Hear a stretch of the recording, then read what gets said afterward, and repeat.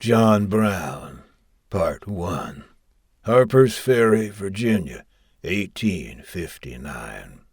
It was night. Coyotes yipped and howled as the smell of burnt coal filled the stale air. Chimney smoke spiraled obliquely toward the quiet heavens, its sooty tendrils clouding the blood moon high above. Beyond a wash of black mist, they spied only a single sentinel guarding the federal armory, the biggest in the South. Inside were some 20,000 rifles. It was an ample enough supply of weapons to arm the slaves, John's army of the righteous. God had sent him to vanquish the slavers, the fleshmongers, the man-stealers, the sinners.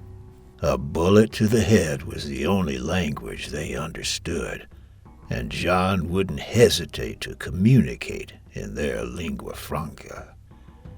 His motley crew of raiders, 3 of John's own sons among them, pushed away dark branches as they made their way through the wooded labyrinth. Upon passing through lingering briars and bracken at the forest's edge, they came upon the winding black water of the Potomac. Beyond the weather-beaten planks of a railway bridge stood the armory at Harpers Ferry, a small town nestled between the river and the wood. John closed his eyes and took a deep breath. The air tasted of sulfur. After a pause, he gave the order. His sons climbed over the wall and leveled their firearms. The startled sentinel surrendered, and the armory was theirs. It all seemed too easy, but no matter. John was sure the slaves would hear of the victory, and an army of God would rise up in glorious insurrection. John pointed his rifle at the tied-up sentinel. "I want to free all the Negroes in this state. I have possession now of the United States Armory, and if the citizens interfere with me, I must burn the town and have blood." Part 2. Upon nightfall, when the yawning workers of the armory arrived, the raiders took them hostage. The commotion caused the residents of the town to shuffle outside in vague curiosity. It wasn't long before they elucidated the matter at hand and surrounded the armory, bearing makeshift agrarian weapons. John fired a warning shot in the air. A lantern shattered against the ground. Dogs barked and townspeople fled. John's army of the righteous had only grown to about 50 souls, mostly Negroes liberated from the surrounding area. Many of them appeared to be trying to make heads or tails of what exactly was happening. Without sufficient time to train them how to use firearms, his men handed them pikes. His men began to bicker amongst themselves. At noon, there was the sound of hundreds of bootsteps around them. The Virginia militia surrounded the armory and loaded their muskets. Escape wasn't an option, so John led 40 of his hostages to the nearby, more defensible fire engine house. They ran for it. A roll of smoke filled the air as the militia's rifles rattled and hot lead hissed past John's head. The back of a raider's head exploded into red mist after a ball collided with his skull. Newby was his name. The hours ticked by, and he knew they were running low on water. John stroked his long white beard with his sinewy forearm. It was strong as an ox, thanks to decades plowing through the hard earth of his farm. In good shape for a man of nearly 60. Some of his men had compared him to Moses. He secretly liked the comparison, but tried not to like it too much, for pride was a sin. Under the flag of truce, John offered to trade hostages in exchange for passage across the railway bridge. His offer was met with gunfire, and the flag fell to ashen earth. His son, Watson, crawled back to the fire engine house, leaving a steaming trail of blood behind him. When he made it there, he tried to plug the hole in his torso with his finger. It was no use, for the dark red blood still gushed forth. The sight was too much for Raider Lehman, who made a run for it. Lehman got all the way to the river bank. There, the Virginia militia surrounded him, and John averted his eyes. A shot rang out, followed by a splash. Lehman's death didn't dissuade two more of his men from fleeing their dire situation. More shots, followed by two more splashes. John's men fired upon the surrounding militia and put a bullet into the mayor.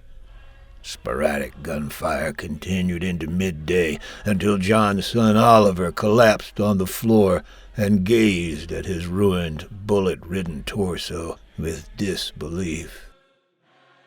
The air grew colder as the pallid sun receded behind the blackened trees. For a while it was quiet. Then the silence of night was interrupted by the cadence of trained killers marching in unison. John checked his pocket watch. It was 11 o'clock. Such an organized cadence wasn't the drunken Virginia militia, now taking turns using the decomposing bodies of his fallen raiders for bayonet practice. The Marines had arrived. Oliver's moans reverberated against the red brick walls of the firehouse. Each cry of agony sent a shudder up his men's spines. Hour after hour, he moaned and begged to be put out of his misery. At first, John had tried to encourage his son, but each wail seemed to demoralize his remaining men just a little more. Part 3. By the time the white sun had finished climbing the autumn tree line, his boy's pulse was no longer there.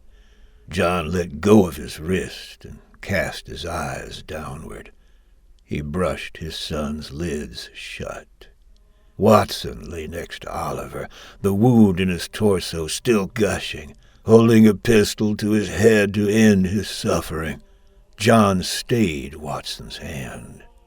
About 100 Marines in crisp blue uniforms stood in formation outside the fire engine house. There was a rapping against the door. A sharply dressed Marine officer under the command of Colonel Robert E. Lee demanded surrender. John refused. Moments later came a sharp blow, and another, and the wood door began to rive and splinter. With each thrust it broke apart a little more. John shot the first Marine to set foot inside. The man's brain sprayed against the red brick walls of the engine house. More Marines filed inside and bayoneted John's men. They stabbed with wild abandon and proceeded to slaughter with machine-like efficiency.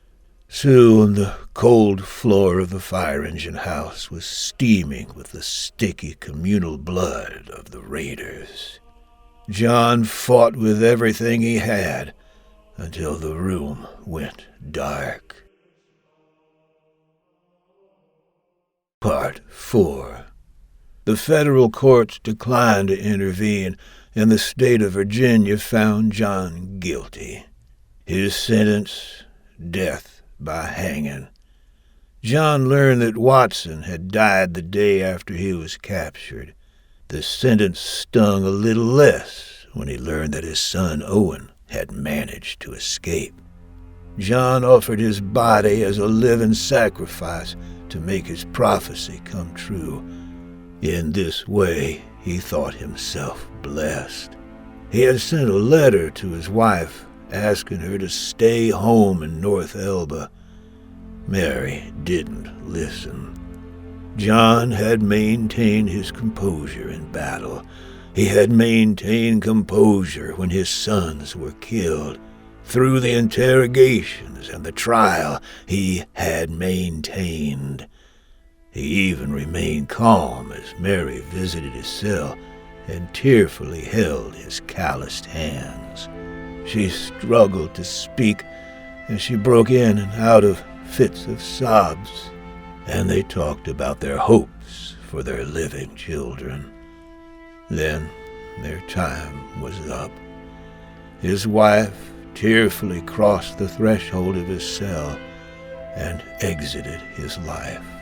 Then hot tears worked their way down the hard lines of his weathered face. The air was cold. The hemp rope around his neck was rough and scratchy.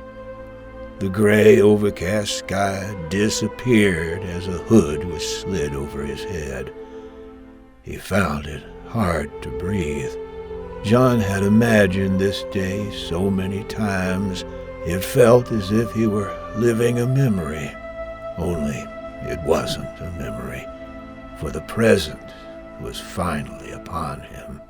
Rain pattered upon his tired shoulders, and the wind howled through the twisted, leafless branches of the dead trees around him.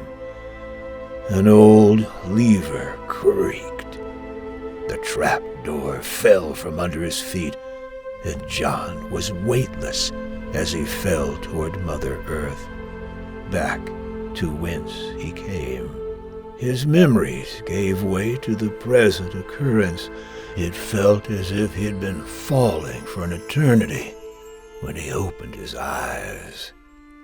He expected to see the inside of the hood.